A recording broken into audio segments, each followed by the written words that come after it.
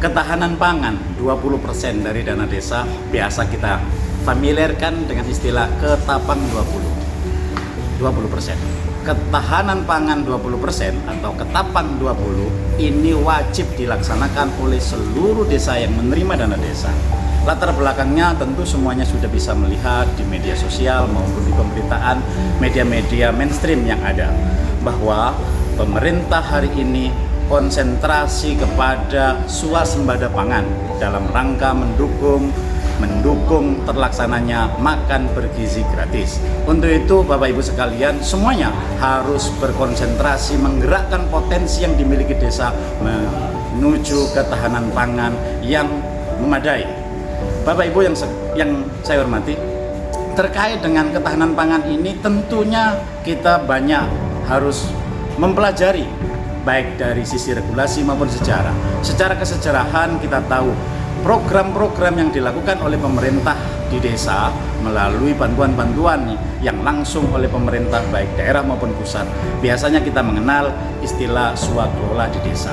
Dulu kita mengenal istilah PNPM, sebelum PNPM kita mengenal PPK, sebelum PPK kita mengenal IDT, sebelum IDT kita juga mungkin dikenalkan dengan P2KTD, yang mana program-program semuanya itu dikerjakan oleh masyarakat, oleh kelompok masyarakat.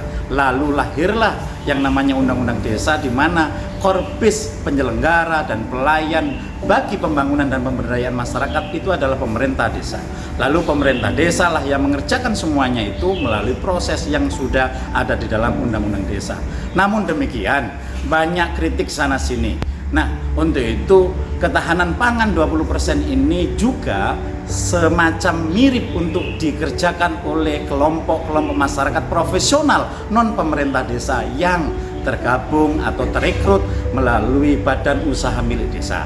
Badan usaha milik desa inilah yang nanti akan mengerjakan ketahanan pangan. Sebelum jauh terkait dengan BUMDes, karena APB Desa tahun 2025 sudah disahkan semuanya, ketahanan pangan ini sementara tetap disosialisasikan, namun APB Desa sebagai syarat pencairan tahap 1 dana desa tetap dilanjutkan pengajuannya agar bisa disalurkan tahap 1 60% dari KPPN ke RK desa masing-masing. Untuk itu teman-teman pendamping semuanya sampaikan kepada desa dampingan masing-masing bahwa APB Desa yang sudah disahkan itu prosesnya terus dilanjutkan sampai untuk menerima penyaluran tahap 1 60% dari dana desa.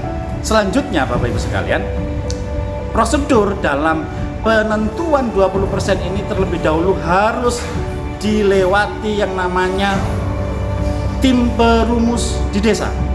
Tim perumus inilah yang nantinya akan menjadikan usaha di desa setelah mengetahui potensi yang dimiliki desa, baik potensi alamnya, potensi sumber daya manusianya, dan potensi-potensi yang dimiliki itu bisa dirumuskan kiranya ketapang 20 ini yang pas untuk bisnis apa.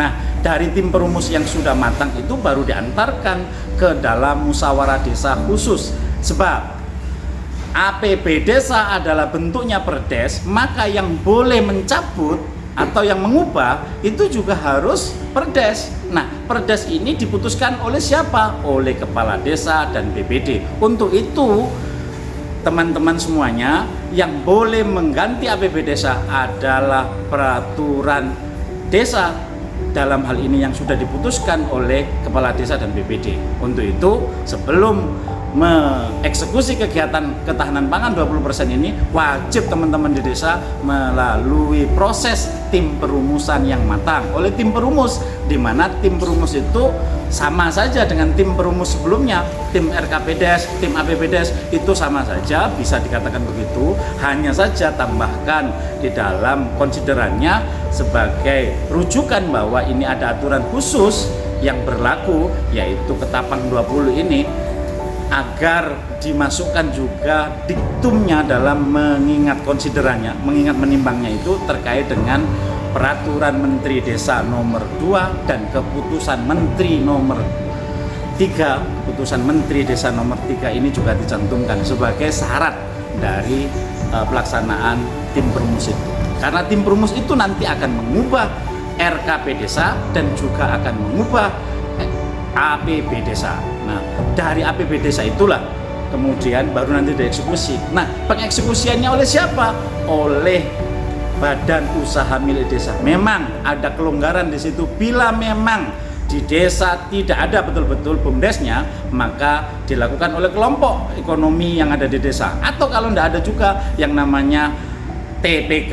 Tapi perlu diingat, TPK itu pun nanti tetap menjadi embrio, ya, menjadi embrio itu cikal bakal yang namanya Badan Usaha Milik Desa atau BUMDes. Nah, untuk itu Bapak Ibu sekalian, karena catatan kami bahwa di Kabupaten Lamongan ini seluruh desa sudah memiliki BUMDes, seyogyanya sudah langsung memakai Badan Usaha Milik Desa. Nah, dari itu Bapak Ibu sekalian, kita belum berdebat tentang kegiatan TPT boleh atau tidak. Jelas kalau kemudian di situ disebutkan TPT boleh atau tidak, karena TPT itu adalah boleh-boleh saja, tapi bukan dari skema 20%. Nah, yang diskemakan 20% dari Ketapang ini adalah belanja yang tidak habis, yang dari tahun ke tahun modalnya bisa bertumbuh dan berkembang. Untuk itu konsentrasi kita adalah kenali lagi potensi yang ada di desa. Catatan-catatan yang ada di desa dibuka semuanya, baik catatan yang dihimpun melalui SDGs desa, yang dihimpun melalui Indeks Desa Membangun, yang dihimpun oleh data-data BPS atau data monografi demografi yang dimiliki desa, semuanya sampaikan di situ, kaji bersama tim perumus desa. Baru nanti setelah ketemu rumusannya, dibawa pilihan-pilihan kegiatannya yang pas dan nanti diputuskan oleh musyawarah desa. Ketahanan pangan 20% atau Ketapang 20 ini bisa dieksekusi dengan baik di desa masing-masing. Untuk itu Bapak Ibu sekalian, teman-teman pendamping desa, pendamping lokal desa, wajib hukumnya ini ibarat resep. Kalau dokter itu memberi resep agar sembuh dari penyakit A, maka dokter itu menyarankan, Pak, Bu, ini diminum sebelum makan, Pak, Bu, ini diminum setelah makan, jangan diminum kalau perutnya kosong. Itu semuanya resep, kita yakini kebenarannya, kita yakini keberhasilannya, dan akhirnya alhamdulillah rata-rata sembuh dari saran-saran resep-resep yang diberikan itu. Begitu juga peraturan yang ada di Indonesia ini, peraturan di pemerintah ini juga resep yang disusun, yang dirumuskan oleh para ahli di bidang ilmu pemerintahan dan sosial. Untuk itu resepnya lakukan, yaitu sebelum menggedok palu untuk mengubah APB desa, wajib hukumnya dilakukan perumusan terlebih dahulu. Karena ini resep agar sembuh, itu bagi orang yang sakit oleh dokter. Begitu juga pembangunan ini. Rumitkah? Memang. Untuk itu kita harus semuanya tetap diskusi, kita tetap mengikuti dinamika yang ada di Indonesia ini. Dan hari ini kita semuanya diajak oleh pemerintah, Bapak Presiden Prabowo Subianto mengharapkan swasembada pangan ini betul-betul wujud di Indonesia demi Indonesia Emas tahun 45. Demikian segelumit tentang Ketapang 20.